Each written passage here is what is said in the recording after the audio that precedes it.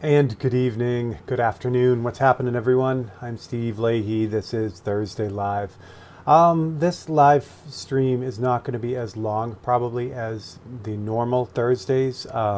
There is still a lot going on here with Marge's show. Plus, they're actually coming to do some work on the house. So I think that's going to get in the way of the feed. So we'll go for as long as we can and see what happens. So hope you're all doing well. Hope your week is treating you well. We are catching up around here. I have a little bit of show and tell. I'm just about done with that T38 jet painting, and I wanted to show you that before I got the gold leaf on it. And yeah, might as well start there. So let me do some switching. I'll do that. So this is the painting so far, and you're on the big camera up above, and it's not the best camera. So I apologize for that, but it's a larger painting. It's 16 by 20, so this camera gives you a little bit of everything on it. It's got UVLS clear on it right now, but the leading edge of all these, of the wing and the horizontal, the stabilizers and everything, those are going to have the vertical stabilizer and the horizontal stabilizers are all going to have gold leaf on them. Plus, right in the front along here, there'll be gold leaf stars that will start at the front of the cockpit and then trail over the side and get a little bit bigger as they go. So that'll give it a little bit of extra. Actually, I will switch cameras because I'll get you in close because you got some stuff that is easier to see up close. Switch to this one. Okay. So what's going on here is there are, let's light it up a little bit. So the names from the Vietnam War Memorial they're on there, and I'm trying to do comments here too. There we go. Hello, Dave and Dan. What's going on? Yeah, I'll try to get comments up here. It might be easier. So there are the names from the Vietnam War Memorial. I use the actual a lot of the actual names. And then you get the Constitution and the Eagle and the pilots and everything. So there we go. That's probably better. And then in the back is the POW, MIA. Oh, I know what's going on. That shouldn't be on like that. That should be down there. Okay. POW, MIA logo. And that's actually, it's not gold leaf, but it's gold paint, metallic gold paint. So it's kind of nice. And again, this whole leading edge is going to be actual gold leaf, which will be a lot of fun. And then there's a statue from the Vietnam War Memorial too. I got the 3 soldiers there as well. And again, all these names are actual names too. So, and then the gold leaf will go there too. So yeah, so it's just about there. I'm pretty excited that it's all set. I got the background in, and I ran the first round of clear on it. This is UVLS satin clear on all this. And that just evens everything out. So when I do the gold leaf, it doesn't have a tendency to want to stick to something that it shouldn't. So it's got actually 3 coats of UVLS satin on it. After the gold leaf is on, I'll put another couple coats on just to kind of seal everything up, and it's done. So there you go. All right. So we're going to paint some Fords today. I'm going to get this moved away. So I'll paint the Ford painting because other than this, this painting has been kind of like dominating the studio. So now that I'm pretty much done with it, I'll be able to jump back on some of the other paintings. So I'm going to move this over here to get this safe. It's not near anything. And Marge's show opened on Tuesday, which is exciting. She's going to be doing some more. It wasn't quite as finished as she wanted it. There were a lot of pieces that were extremely complex, so she's going to be adding to it. But it is open at Kent. It's pretty exciting. The show looks great, and it's been a lot of work for her. But it's definitely paid off. Dean, what's up? Oh, that's awesome, Dean. Well, thanks for jumping in. JC, what's happening? Awesome. And as I knocked my head into the camera. There we go. All right. So I worked on this on Friday. On Monday. I don't even know what day it is anymore. And I was working on the Ford in the back, the blue one, and we're going to keep going with that now, just to kind of get things going. For those I'll show you real quick. This one, this one, this one. Here's my reference photo that I've been working from for this. And I took this at a, it's kind of a, not really a cruise car show type of thing. There's a little ice cream stand that has this great Saturday afternoon car show once a year. And so I walked down and took some photos, and this is one of the ones I got that I really liked. Ironically, there is a LaSalle painting that I did a little while ago, and I got that photo for the LaSalle painting from this same car show, and I almost think that the LaSalle was parked in the same spot that this red Ford is right here, which is kind of cool. So that's what we're doing. So I wanted to kind of lock down the blue. I believe the blue one in the back is a pickup truck, if I remember right. But I wanted to get that kind of locked in, so then I could not worry about it and move on to the red car in the front. The wheels are going to be the last. The wire wheels take the longest to do. So I'm going to knock out the rest of it first, and then do the wheels. That's kind of the order of attack. And I did take out Mr. Sandal guy. He's not in my painting, so unfortunately for him, but that's how that goes. All right. Excellent. People are jumping in and saying hello. That's awesome. All right. I have decided, because I finished, or just about finished, the T38 painting, the one I just showed you, that I am going to cheers with you this afternoon or this evening for my UK friends. So my good friend Mike Stevenson, I showed this on Monday, picked up some of these for me. These are Call the Cavalry, and the timing is perfect on these. We've had a crazy week getting ready for everything, and so Call the Cavalry is great. And this is by Millersburg Brewing Company right here in Ohio. So it's a great IPA. Very stout IPA. And by stout, I don't mean stout like beer. Just, it is. If you drink a bunch of these, you are going to be full of regret. It is a strong beer, so works out well. All right. So on the Monday feed, I did the blue here, and now we're just going to kind of keep going with that, and I'm going to get you guys closer as we get into this.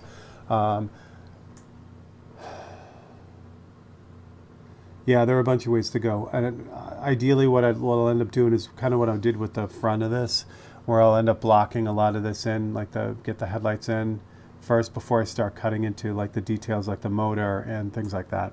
I think that's probably the way to go. I don't know what that is there. Let's check it out. A little spot of something right there. Might as well see if I can get this off now. See if I have to, no, good. All right, that's good. All right, so moving right along. Again, it's difficult to see. You can see it on the bottom here, that the wheel, how it's got that faded gray, like, drawing of it. Essentially, that's the HD stencil that I started with. At this point of the painting, I've buried a lot of that stencil. It's difficult to see, but what it is, for those who missed me working on this, HD stencil is produced by the company HD Stencil, and what you do is you send them a high-res photograph, and what they do is they will send you back this almost like screen printed stencil. It's the only way I can describe it. And what you do is you just, once you have it set up, I have it set up for this size panel, and you line it up, and then you spray, in this case, black through it. You can do any color you want, but I use black. And then when you pull this away, you get the image kind of drawn in lightly, and it's grainy, but it gives you a great transfer right out of the gate. So it's a lot of fun. I use a lot of photocopy cutouts, but even if you don't, if you just want to paint on top of it, it gives you that drawing already kind of set for you. So it's really, really neat stuff. So you can check that out. Cody Adams, what is up, buddy? God, did I ever screw up this week? Oh, man. All right, Dean, thanks for jumping in. That's awesome. All right. Yeah, it's beautiful here, too, in Northeast Ohio, which is the other thing. I got to get out and mow the lawn at some point, too. It's taken off, so let's see what we can do about that. All right, anyway, moving right along. What I think I want to do, let's jump back. I'll show you this again. So if you see the up in the upper side there, it's, you get that light blue on all the chrome of the blue Ford. I think I'm going to put that in now, and that'll help block in those areas that are completely missing right now. And I'll show you that again in a second. Might not hurt. No, I already did the black. Okay. I was going to say might not. So this area here got kind of washed out by the background, and that was intentional. I had the fade of the gravel as it disappears. It just goes up into nothing. There's another yellow line back here. I'll show you too one more time. So there's another yellow line back there, but I'm not gonna put that on. It's just that's more distracting than anything. I may put the American flag on the bumper like he has it there. I gotta see how that pans out. It may be also a distraction, even though we love the flag. It's sometimes artistic license, rules the day here. So putting that flag right here might be out in the open, but I can always leave it till the end and kind of figure it out. But see how this is all wiped out now, even the HD stencil is gone. So if I put that light blue back in here, I'll be able to see it and I'll be able to keep working around it. I think that's what we're going to do and see how far we get. There we go. All right. So now the big question is, now I got it. Okay, good. I'm just going to grab one of these photocopies that I already have. My question was do I have enough in the photocopy to get what I need? And I do. The nice thing about this Ford in the back, I'll switch over again so you can see it. As opposed to the painted grille in the foreground, the red one, the blue one has it's all chrome, and it's got the headlight visors and everything. So it's just a really, really cool variation. Good. So let's get to it. I know I keep saying that, but all right.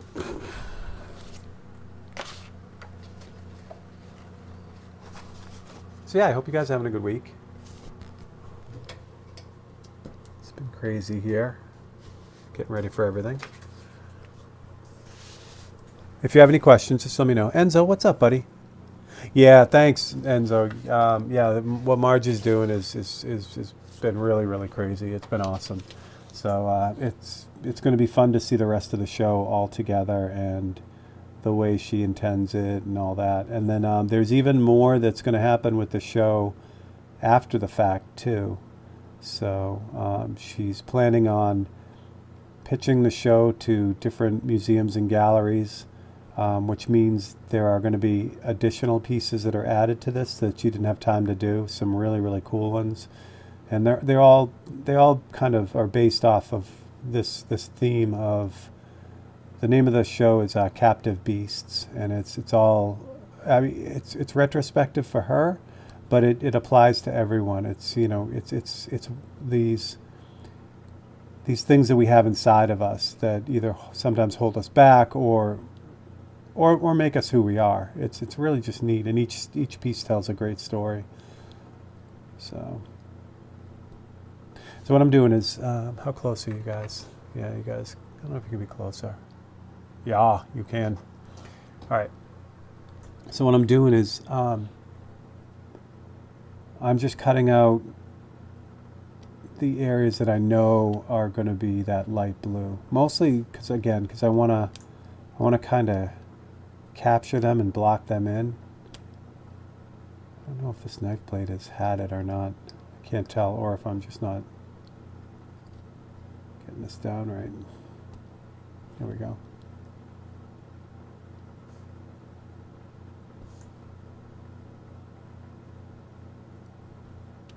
So another quick note too, if you are anywhere near New York in June, there's a unique opportunity to take a class with both Mike Learn and Nub at Nub's shop.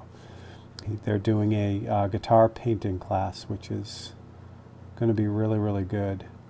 So I know there are only 10 spots, and I know they're cranking on that. So it's a great deal. You actually build a kit guitar, paint it all, and then you get to take it home. And you get an airbrush too. The airbrush that you use for the class you get to take home too. The Mobro, which is this brush right here. Zoom out a little bit. So this is the Mike Learn 0.3 millimeter kind of hot rodded gravity feed brush. So this is the brush they're using in the class, and you'll get to take this not this very brush, this is mine, you can't have mine, but you'll get your own. It's a great deal. Plus, hanging out with those two is just, I mean, even if there wasn't a class and you're just hanging out, that's totally worth the cost of admission, for sure.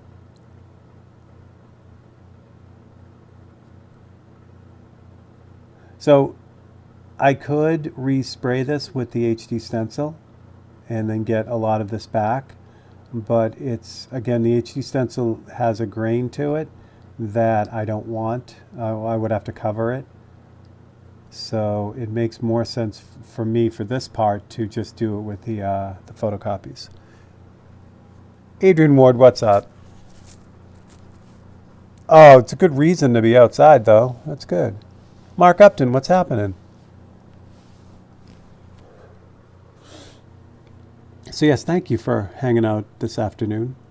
Like I said, we may have to call it quickly, or finish it quickly, depending on when Dan gets here to work on he's actually going to be working right next to the airbrush station, which is why I wouldn't be able to continue the feed. So, but I don't think he's supposed to be here till later on this afternoon. So, but just in case, give you guys a little bit of warning. All right, so what this is going to be, this is just going to be a light blue. And again, it's a base. It's just a way to kind of put a marker in the painting so that I know where things are. And then the other thing I can check too is the chrome bumper, and it isn't. I wanted to check the front of the bumper to see if it was catching any of that blue from the sky, but it is not. So so I don't have to do that. Tell you what I am going to do though. I missed this area right here when I did the blue for the car, so I'm going to put that in now. Now this cutout I used for the red, obviously right here, but I'm far enough away and this is a small enough area that I can still use this cutout for that. Now, since I've got this, the other thing to check too, since I'm going through all this trouble, not really trouble, but you know what I mean. There's a little bit of blue on the headlights of the red one in front, but you know what? I already got that. I already did it on the other one, so we're good. Zoom out a little bit. And if you have any questions, I'll keep an eye on the comments too. Feel free. That's what this is about. So you guys can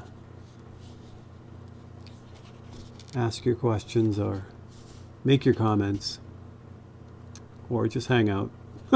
Either way. So I'm just going to line this up.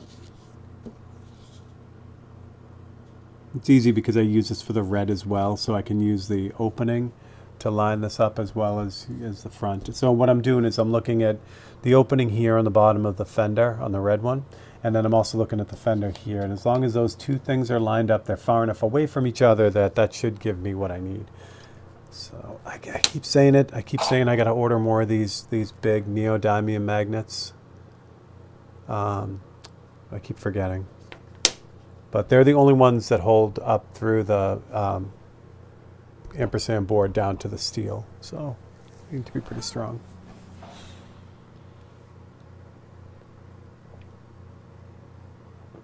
And we were talking, I forget whose comment it was about these magnets. Because they have they are super, super strong. And the bigger they are, these ones, the stronger they are as well.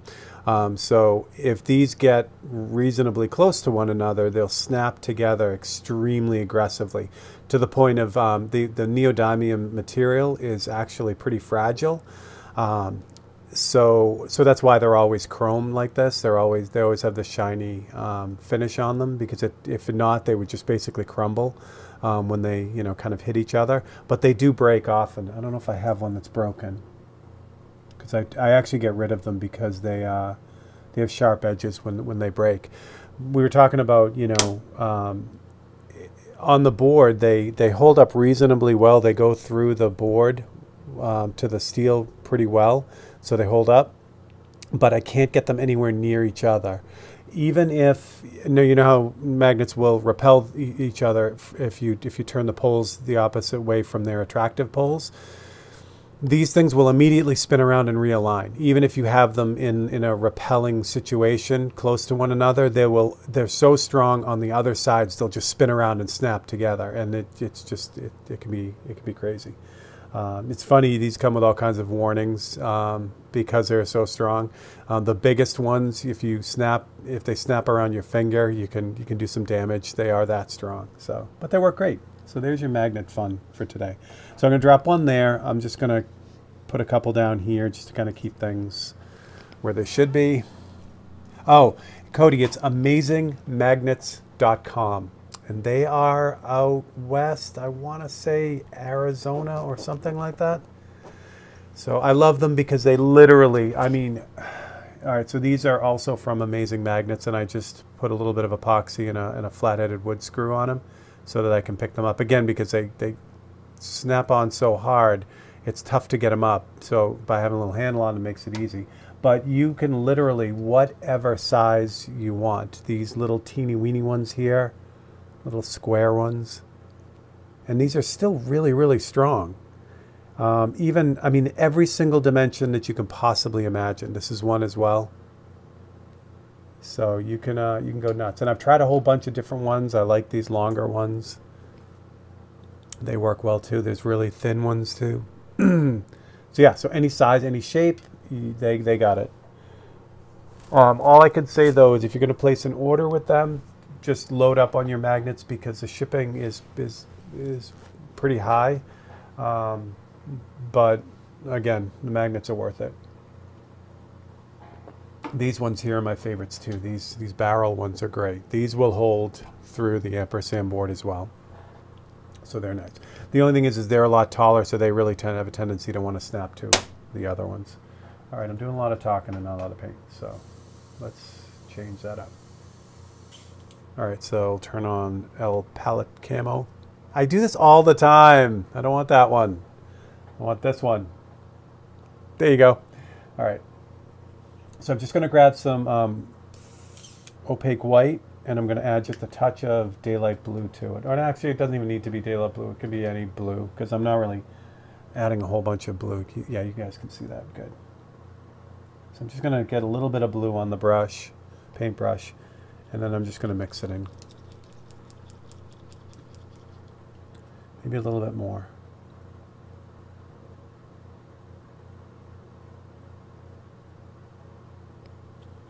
Stunning.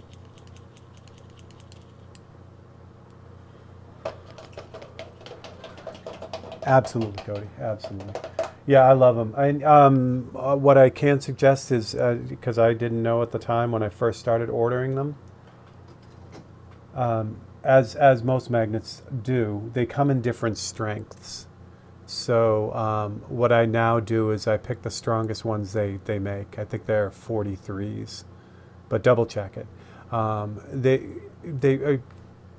Since I use them, these magnets are used in everything, in headphones and all kinds of other stuff. They have all different kinds of strengths depending on what their job is. For me, it needs to hold as strong as it can, so I just go with the strongest ones they make. And the charts are really easy to understand too, so you don't even have to know much about magnets to be able to figure it out. All right, so there's my blue, ready to go. Oh, that's going to be fun. Where's my hold downer? I lost my meat skewer. That's disappointing. Okay. X-Acto knife time. This should be fun because of the magnet right next to it. I'm going to get the white out of there first. Oh, broke off. All right, so in all my goofing around with that cutout, I ended up losing one of the pieces. It ripped out So I'm gonna, that's not a huge deal, but I just want to make sure it's not in there. So just kind of lightly go over this. Again, it's not adhesive at all, so as long as I really build it up slowly, it's going to be a real sharp edge. That's pretty much all we need to worry about right there. And that's it. That's what we want right there. Good. Yeah, so these things, the only time I use these magnets, there we go, that's what I mean. They immediately snap together. The only time I use these big ones are when I'm working on the ampersand boards. Other than that, if I'm just working on the Visionaire station, which is steel underneath this piece of craft paper, just the regular ones work great. They hold really, really strong. So these are the ones I generally use all the time with the UPO paper or whatever else. Good stuff. Okay, what's next?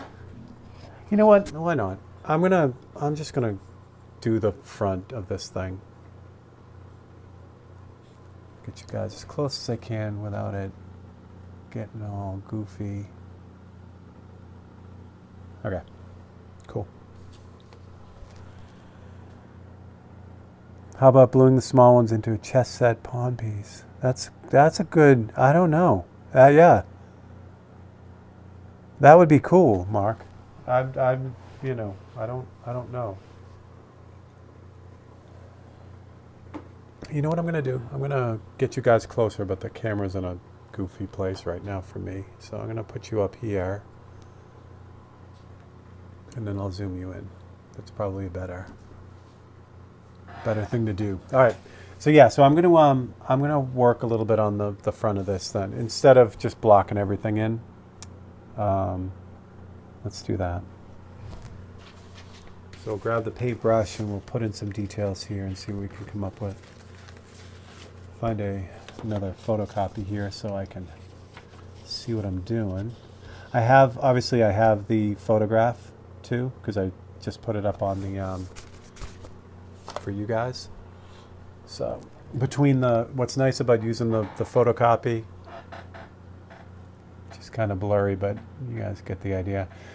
Using the photocopy and the actual photograph that I can zoom in on, I can kind of get things in the right place with the photocopy and then go and look at the details in the photo. So works for me. All right. Let me do this here. Let's get a little bit of gray going.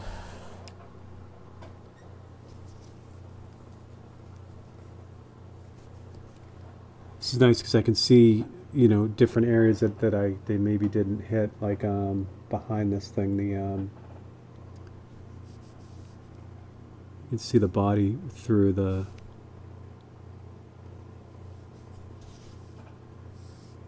this as well. It's the horn.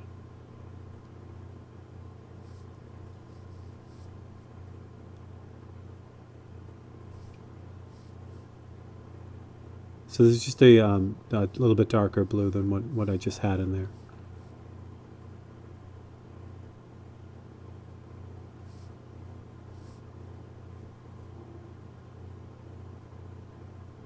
So usually things go, you know, kind of get blocked in first, and then everything gets blocked in, and then once everything's blocked in, you take it to the next level on detail, and then the next level until the very end you're just dealing with the tiniest details and the highlights.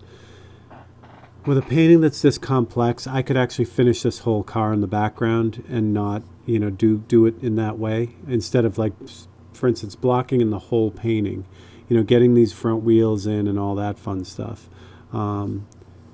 There's a lot of leeway in how you can get things done because this is so complex. If it was a little bit more simple, or if it was blended together, like there were shapes that were, or, you know, areas that were like really continuous, you know, that like more like a landscape where when one part is really part of another one in a way, then this finishing one area becomes a little bit more difficult. I always am impressed looking at artists, especially with portraiture, where they'll finish the eyes completely first and then do the rest of the painting. I mean, I have a difficult time wrapping my head around that method. It's really, really cool. I just can't, like, I need to push everything at the same time, or else I end up having issues as far as things being the wrong color because I'm judging them off of a part that isn't finished or that kind of thing.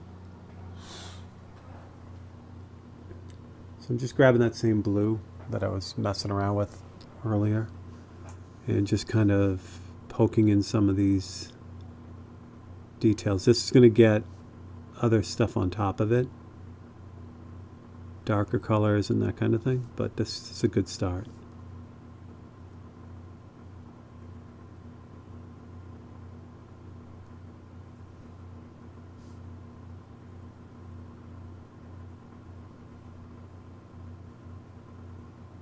I think everything on this is chrome. It's really, really nice.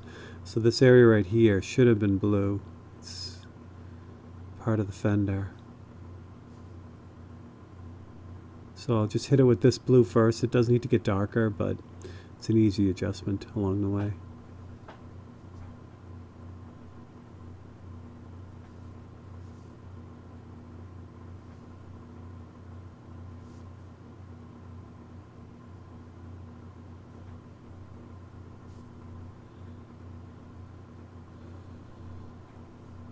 Yeah, this painting's been hanging around way too long too.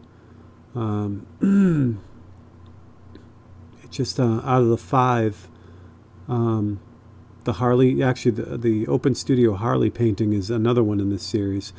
If you're following the Open Studio, that's another one in this series. So there were a few of them. The marble painting that's at Source Gallery in Lisbon, Ohio right now, that's one of the ones in this series. So I had 5 altogether. Home of the Free, which you can see part of that being, or you can see that being finished up on Createx's YouTube channel. The intent originally was that they would all be done and then be kind of shown as a group type of thing, because they're all the same size, and they're all started their life as an HD stencil as well. But it just didn't work out that way. When I finished Home of the Free, it ended up selling immediately, which is nice, but it changed the dynamic of the the rest of the series. I knew I wouldn't be displaying them as a series because one of them was going to be gone. And then just as things went last year, being the year it was, things just didn't happen as quickly with these paintings as it did with some of the other paintings, which is fine. So same thing with that blue. I'm just kind of running around any of the areas like I did on the front fender here where it kind of missed a little bit. Just go and clean that up too. Let's see. The reason why I think this is a truck is I'm pretty sure that this is the Ford that my friend Keith Hansen striped. I saw this Ford at his shop, and as he was pinstriping it, so that's why I have a feeling this is a pickup. Good. All right, good. What do you think I'm going to do, since it's pretty casual? I'm just gonna, and I got the paintbrush. I'm just gonna keep going. So the louvers in the cowl here, I can work on those too. Again, these are all details, but they're also details in the background that are going to need to be done before I can do anything else. This is at such a bad angle. Why am I doing it this way? You guys need to stop me from doing dumb things. I know no one else has been able to stop me from doing dumb things, so I hate to put that pressure on you, but there you go.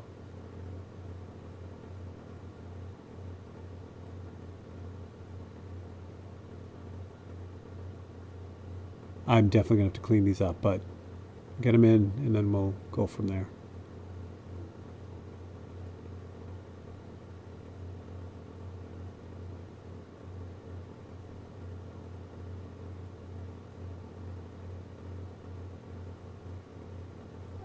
So cleaning them up just involves doing them again with the white in the background. So I'll grab some white and make kind of really light gray.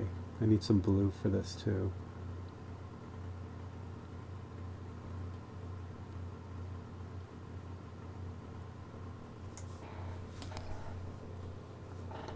So then it's just a matter of, without the hair on there.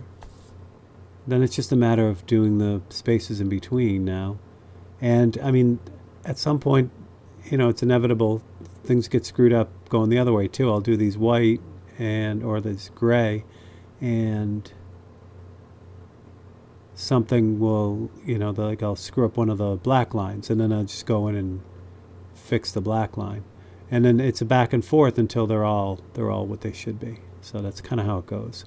It's nice in the end when it looks like I just, hit it one shot and that was it and everything came out great. It never is like that, which is fine. It really is.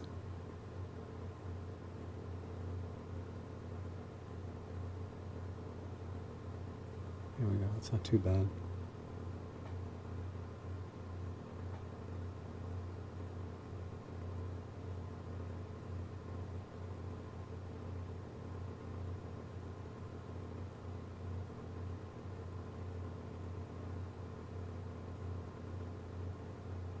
And it's details like this that really, kind of make everything come together.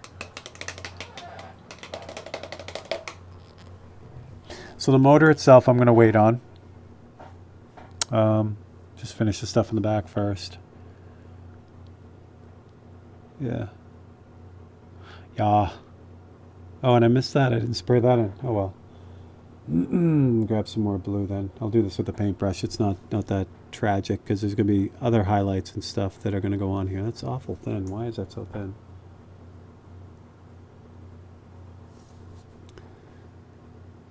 This was supposed to be blue, but it was not. So again, there's going to be highlights and shadow on that and stuff. So it doesn't have to be perfect in this round. It would go a lot quicker, Cody, though. I'll give you that. And, sometimes I'm okay with less exciting. Sometimes. All right.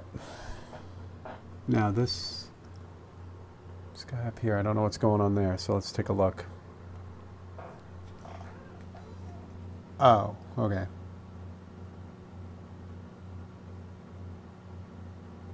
Yeah, there's also a yellow line in the front side of the louvers too, but I'm not doing that either. You can see the yellow through the front of the louvers. It's extension of those lines on the ground. I really love those the do not park lines on the ground for this painting.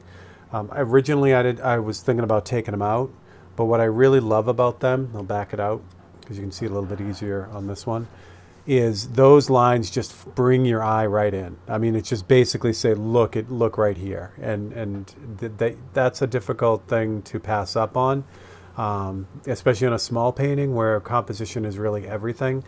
Well, I shouldn't say just a small painting, but it really has a big impact on a small painting because you don't have a lot of room to move around. Or if it's real short depth of field like this is, it's just really the two cars. You can't see the background in the distance. So you need something to pull you in instead of just, it'll look all flat, basically. So you got a lot of cool things going on. And that little, those lines right there do a great job at that. It just immediately gives this whole thing a bunch of depth, which is nice. It's a kind of a happy accident in a way. Like I could have taken this photo and those lines couldn't have been there and it would have never occurred to me. So that worked out well. I like it when it works out well. And the other cool thing about that too, like that instance there with the lines, now that really worked in this painting, and I can then go ahead and use it on another painting even if those lines aren't there, because now it's somewhere rattling around in my empty skull. So if you do this painting from start to finish, how long would it usually take you? Enzo, I would say a painting like this, let's see, it's on the other side. The Harley painting right now is at 18 hours. Is that right? Or episode 33? No, 17. 17 hours on the Harley painting. It has more detail than this as far as the, all the rusted metal and stuff, but it's pretty close to this. So I'm going to say on a painting like this, it would roughly take about 30 hours, anywhere between 25 to 30. There's a lot going on in this. So again, with this one, I've been kind of picking at it here and there when I can. But yeah, this is pretty involved for what it is. The marble painting, which is also really detailed, there was a lot less going on in that. So that one, it's the same size, same everything, but it's just there isn't as much going on with it. And that's not to say there isn't a lot going on with it. It's just not as much as something like this.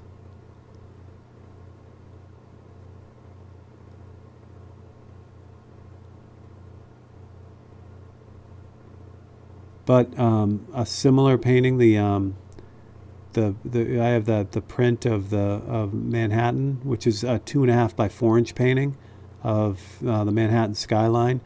A painting like that took about, that and the Boston painting both took about 40 hours, 45 hours, because there's just an epic ton of crap in there. There's just all kinds of stuff going on. And the Boston painting, the Sunset Boston painting that's in that same series also took the same amount of time. There's just a lot to it, which is fun because I'll do those paintings and then I'll need a break, so I'll do something a little bit more straight ahead, a little bit easier as far as time goes, and then I'll just need to do one of the epic paintings again. Oh, screwed that one up too. Oh well.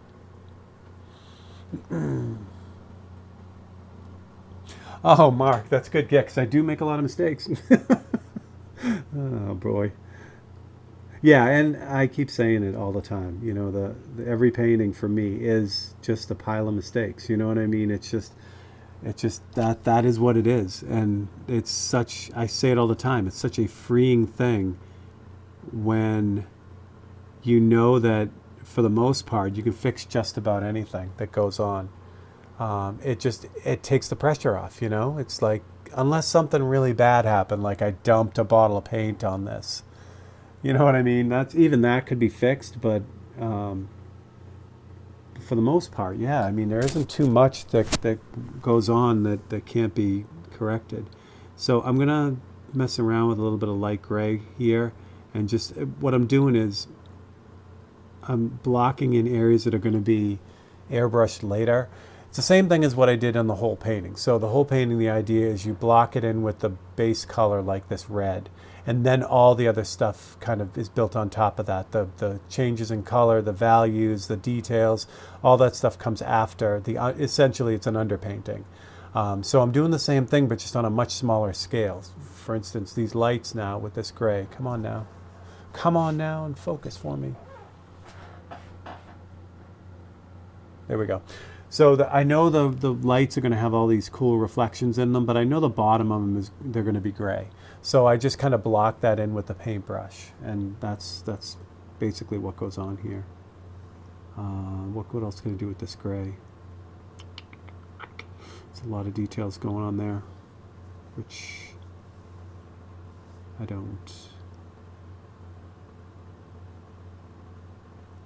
It would be this moment where I would be leaning on the photograph, but I cannot because, yeah, I suppose I could. I could lean over and, you know what yeah, why don't we do that? All right, I'm going to switch things around a little bit because I can't go too much farther without the actual photograph, and I need the tablet for that. And you guys, I'm looking at your comments with the tablet, so I can just do a little bit of maneuvering here, and I'll show you what I'm doing. So again, I've used a steel sheet on my drafting table forever, so when it came time to switch to the Visionaire for the live feed and everything, I was already going, because the Visionaire station has a steel, it's all steel here, so all the magnets still worked. I built all these ghetto crazy things, like this is my tablet holder that was on the other bench before I got the fancy one on the Visionaire setup. So this one is designed to just kind of keep the tablet nearby.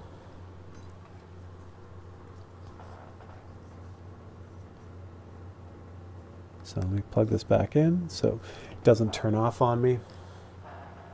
So I'm going to lose your comments for a second. Oh, I can keep the video going. That's fun. I don't want that though. There are the clouds from the jet painting, all the jet painting stuff, some skull stuff. That painting I got to finish. There it is right there. Okay. So now I can keep this right next door, and I can also zoom in on it too. So now I can really see what's going on there. Much better. And for you guys, I'm going to have to come over here so I can watch your comments over here, which is a little bit more jumping around, but it'll still work. I figured I'll go till about 2 today. And that'll keep me in the clear. Okay, so now you can kind of see, I'll zoom in a little bit so that you guys get a little bit of both. But now I got the whole, now I can see really what's going on. So I did that in gray, but it really should have been blue. Which makes sense because it's a sky there. That's, I'm going to leave the palette cam off too so you can see the reference. What I should do is have the reference picture in picture too, which I can do. Not on this feed, but I'll get that done on another one. So I'm just going to mix up some light blue to replace this gray with a light blue. That's not really light blue though, is it?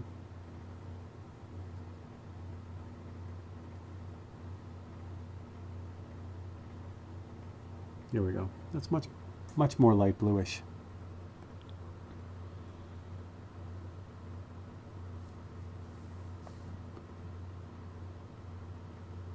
So again, not really, I know this seems like these are details, but they're really not. You know, the details come with the little lines on the lenses and that kind of thing. And did I just do that and you guys couldn't even see it?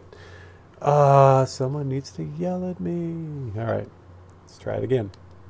So I guess we can't do reference photo but that's okay. Oops, banging it. Here we go.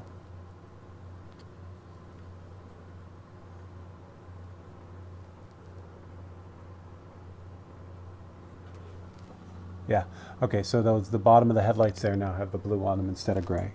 But what I can do now too is I can use this around, now that I can see what I'm doing, I can use this in other areas too and just kind of block things off.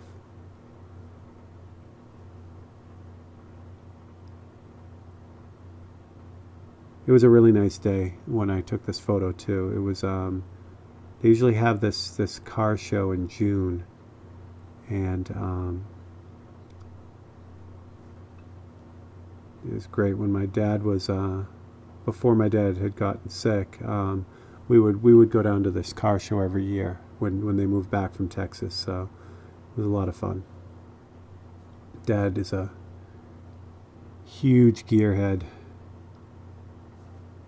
so it was a lot of fun doing these shows with him because he knew everything. You know, it was fun just to kind of get his take on, you know, not these cars. These cars were before his time too, but some of the other ones too, especially the cars of the 50s and 60s, which he knew very well. So the grill I'm going to leave for now because there's some stuff that needs to happen with that. As far as the details go, but it's okay. And then this, I don't know why I left this blank here. That's not supposed to be that way. That's supposed to be gray, dark gray. So I'm going to grab some black here, and I'm just going to block that off too. It needs to be darker, but this will work.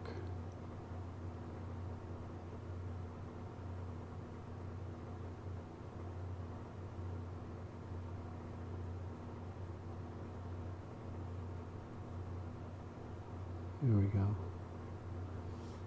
So this here is a reflection. So even though it's attached to this dark area too, it'll eventually be a reflection. And the more I look at those little louvers there, the more I don't like them. And this happens a lot too with a lot of these like nitpicky paintings. For the most part, those louvers would pass, especially on this a painting this size, because those are really small the way they are. But if I know I can fix them, especially on a painting like this, if it's a like one of the 543s, I would never go back in and straighten these out and continuously straighten them out until they were right. With a 543, they have to happen really, really fast. So you just kind of have a feeling on what time you can spend on each one. But these are pretty much open-ended, because for this it's not about the amount of time that it took to produce it. It's making sure that it's right.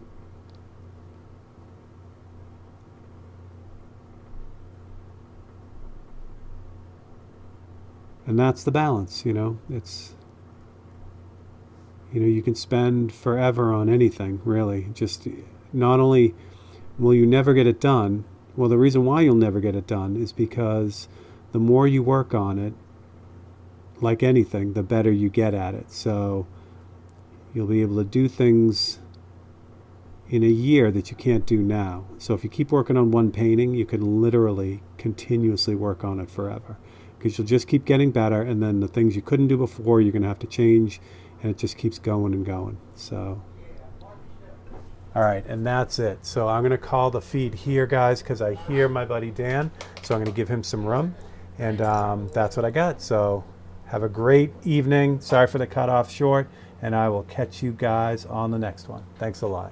Here we go.